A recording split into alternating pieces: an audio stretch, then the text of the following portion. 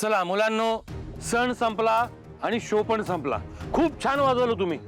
बबलू, त्यांना त्यांचं मानधन दे. हे.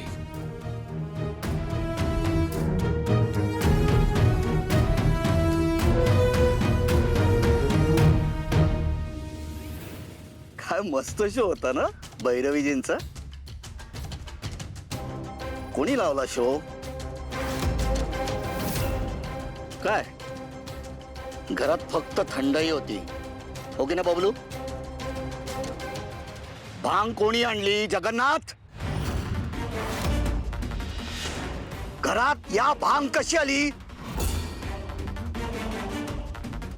कोणी पाजली भैरवीला? काय विचारतोय मी?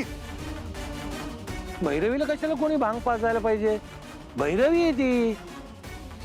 हा, ती तिची पिऊ शकते की. हा, काय ना, तिची खोटी प्रतिष्ठा उधळली आहे ना, तेव्हापासून ती अशी उधळल्यासारखी वागतीये. तर तिची ती प्यायली असेल. कोण कशाला पाजतंय? नाही, ते सहज शक्य आहे.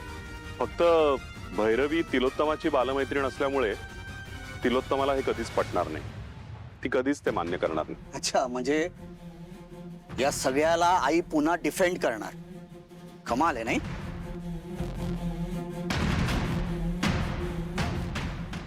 काय कसली डबी आहे पण?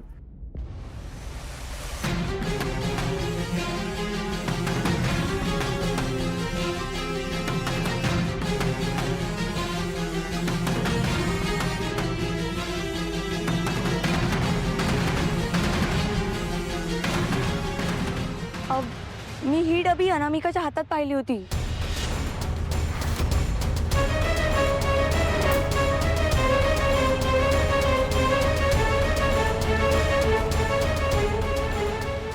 सावले, लक्ष देते का? काय? काय अनामिकीने भांग आणली म्हणजे यांचाही प्लॅन होता कोणाला तरी भांग पाजण्याचा. अरे देवा, म्हणजे अनामिकाच्या हातून माईंना मला किंवा तिलोत्तमा मॅडमना भांग पाजायची होती. शक्यता आहे. पण असं का करतायत माई? अगं, आता सगळं बरोबर होत होतं. ती भैरवी बोलणार पण होती, पण तुझ्या सासूने काही बोलूच दिलं नाही ना.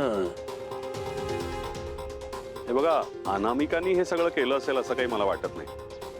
भैरवीजींमुळे ती आपल्या घरात सगळ्यांची काळजी घ्यायला आली आहे. तिला हे सुचणं शक्य नाही. कदाचित भैरवीजींनीच स्वतः त्या थंडाईमध्ये भांग मिसळली असणार आणि स्वतःच त्या प्यायल्या असणार. बाबांचं म्हणणं बरोबर आहे, पण ठीक आहे, या निमित्ताने आपल्याला कळलं तरी त्यांचं काहीतरी गुपित नक्कीच आहे. सावलीची शंका खरी ठरली. काय गुपित? कसलं गुपित?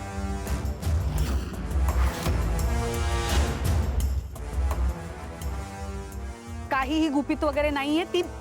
ती भांग प्याली होती आणि म्हणून काहीतरी बरळत होती. तुम्ही काय तिचं उगाच ऐकताय? हा, मुळात माझ्या घरात भांग कशी आली? हा, तिला कोणी पाजली भांग? आमच्यापैकी कोणीही भांग या घरात आणली नाही आहे. या घराचे संस्कार आम्ही विसरलेलो नाहीये.